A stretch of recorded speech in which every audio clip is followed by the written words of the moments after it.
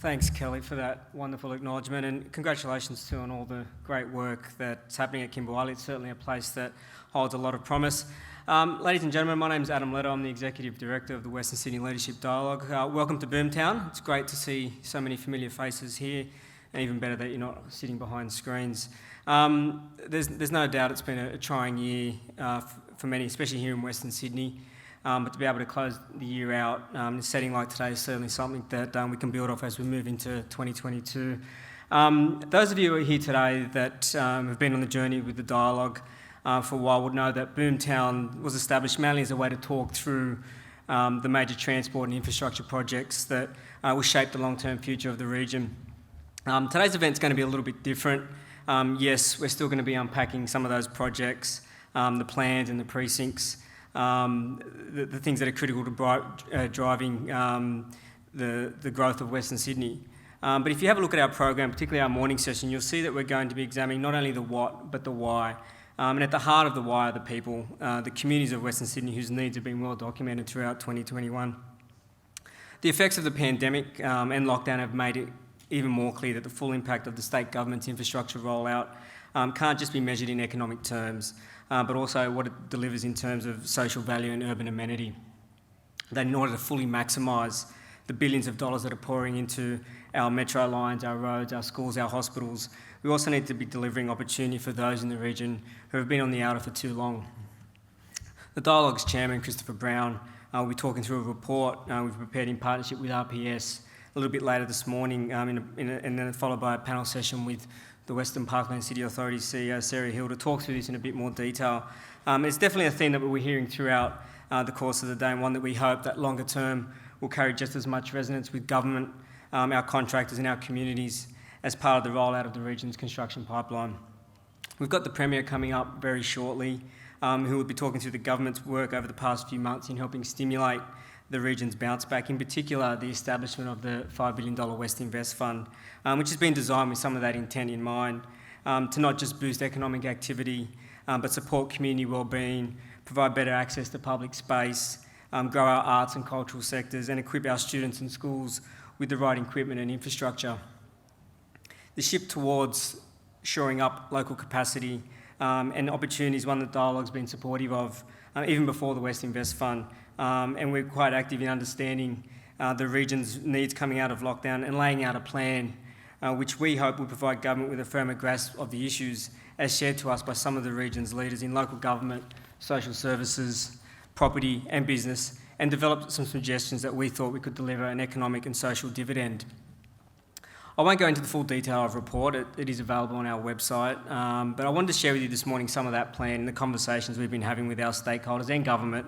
Essentially, what we've developed is a suite of initiatives that, in addition to the short-term support measures that have been introduced by the state and federal governments, are more medium to long-term solutions based on the feedback from our network that we think have the potential to address the community disconnect that became so apparent during the Sydney lockdowns, while also hopefully leaving a positive social legacy.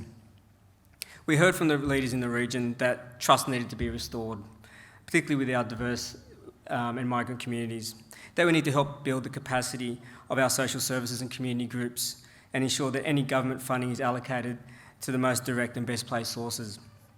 Local programs and projects, including those in the arts and sport, and I'm glad to hear about today's announcement by the Premier around Penrith Stadium, which have the ability to enhance social inclusion, should be prioritised. So should an emphasis on improving local amenity. Attractive and accessible public spaces, safe and well-lit high streets, all within walking distance, are just a few of the attributes residents expect from their local neighbourhoods. The region is home to one of the most extensive river networks in the country. Let's leverage and open up these natural assets. Penrith Lakes, Parramatta, Georges River, let's make them safe and swimmable for Western Sydney. With Sydney Water as the coordinating agency and a commitment to monitoring and managing our waterways, having large parts of our river foreshore available for recreational use isn't a pipe dream. It is doable, and the work of the councils, the Greater Sydney Commission and others have already shown there's an appetite to make it happen. We're going to hear a little bit more about how we can bridge the blue and green gap later this morning, but there's little doubt the issues of access, livability and personal wellbeing in Western Sydney was something that we heard a lot of during our conversations. We received a lot of feedback over that period that revealed there was frustration, that there were communities that didn't feel like they were being heard, and the issue of equity was real. In tabling our plan to government, we've asked for a renewed commitment and investment in an upgraded multilingual communications and engagement program, particularly across our key state agencies and in collaboration with our local councils. We want to see new funding for local arts programs and facilities for institutions such as the Urban Theatre Project, BOOMTOWN Arts Centre and others that work so hard to promote local expression, inclusion and help amplify the Western Sydney story.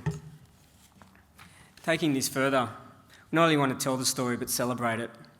And by establishing a major annual Western Sydney Festival, we want to help the city discover what our region is all about. Food is just one possible unifying theme that ties all of Western Sydney and which draws on its culture, its talent and its tastes. An annual Spice Festival might just be one concept that works, and I know our chairman, Christopher Brown, is a huge fan of that. Doesn't like chili, so I don't know how it's going to work. When it comes to the dual function of both celebrating Western Sydney's communities while also stimulating business and promoting inclusion, expanding the successful Dine and Discover initiative just for use in the region was another initiative we've had strong support for. Whether it was Yum Cha in Cabramatta or a show at Riverside, incentivising visitation to the region would provide a timely boost for our hospitality and leisure operators while also hopefully opening up people's eyes to some of the hidden gems that exist in Western Sydney.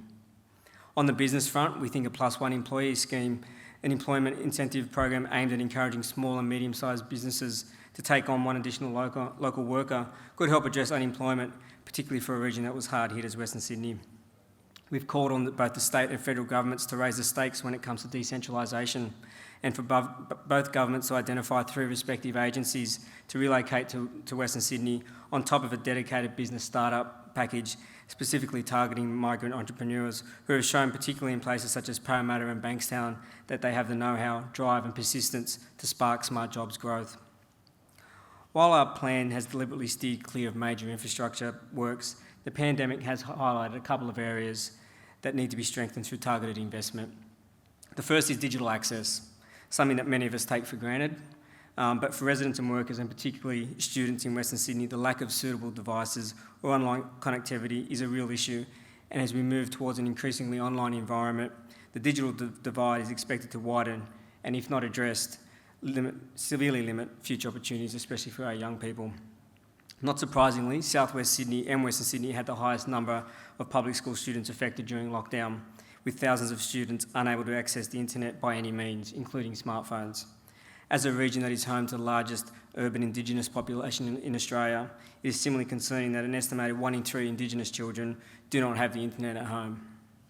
Western Sydney's jobs deficit, where more than 200,000 residents leave the region every day for work, has arguably been the biggest challenge for state and local policymakers this past decade as they attempt to resolve the tyranny of distance, the gap between talent and employment opportunity. The challenge we're faced with today and inevitably into the future is addressing the digital distance, the online divide that is limiting our community's access to education, services and opportunity. While digital access has only really emerged as a major issue these past 18 months, the issues around social and affordable housing have been around a lot longer, but despite recent efforts at both state and federal level, more focus is required. The fact is that there is a current shortfall of social and affordable housing of about 68,000 dwellings, and to make up that shortfall and continue to meet demand, we'll need 6,500 new dwellings per year up until 2036. The state government in particular should be commended for the partnership approach it has adopted with community housing providers to address these gaps, as well as its recent commitment to accelerate delivery in parts of Western Sydney, helping not only address a major backlog, but provide a major boost to our construction sector, while also providing a significant social outcome. In addition to these recent funding announcements, the dialogue remains hopeful that this forms part of an ongoing focus which aims to address supply and quality of stock, while also generating positive flow-on effects when it comes to skills, training and the local supply chain. We also think there may be a brokerage role that our community housing providers can play as facilitators of community funding, communication and services with our local community groups. When it comes to addressing the digital divide, in addition to the provision of devices, we think that some practical initiatives that could be examined, looking at how we can better utilise our public schools as before and after school and weekend resource for skilled children, and in partnership with local NGOs, as well as subsidised free community digital literacy programs. We want to see the government to commit to improving the region's digital literacy score, work with the major telcos to provide concessions for unmetered access to government, emergency and essential services information, and provide more dongles to state government school students. The discussions we've had with government on this issue and some of the others we've highlighted have been encouraging and consistent with the message we've heard publicly that Western Sydney is very much at the forefront of Sydney's economic recovery. That if we really want Western Sydney to cement itself as the nation's boomtown, then we can't leave sections of our communities behind. That if we want to measure the impact of our new and incoming infrastructure, then we need to have a method of capturing, tracking and evaluating the social value it provides. It's often been said that the region is undergoing generational change, that the pipeline of projects that are planned and expected to roll out over the coming decade represents a once-in-a-lifetime opportunity. This opportunity and the benefits these projects can provide need to be felt by the people that matter. The kids that are faced with generational disadvantage, the students who are working part-time jobs to support their families, the newly arrived migrants, young women and Indigenous communities that are looking for opportunities to utilise their skills in industry. Their success, their connection to the opportunities that Western Sydney's growth provides will be the true mark of the region's evolution. What's encouraging is that we've got a Premier that gets it. He's up next, and I'm sure he will spell out clearly how the New South Wales Government plans to provide the settings and investments to make a difference. When the new Premier, Dominic Perrottet, took the reins earlier this year, one of the points he was keen to reinforce was that one of the marks of a good society was how it treated its most vulnerable. He talked about the importance of not just building bricks and mortar, but culture and communities too, about getting the foundations right for the next generation, making sure they're equipped with the knowledge and the tools to succeed. He's someone who's been upfront with his commitment to addressing social housing and social disadvantage and ensuring younger people have an opportunity to inform public policy. In putting forward solutions, he's put the challenge to his agencies, many of which are here today, to look beyond the traditional playbook, to be bold, to think differently and embrace innovation. And when it comes to imagination, it's hard not to think of a better sandpit, a better place to test ideas and promote talent than in Western Sydney. Ladies and gentlemen, please welcome to the stage New South Wales Premier, the Honourable Dominic Perrottet.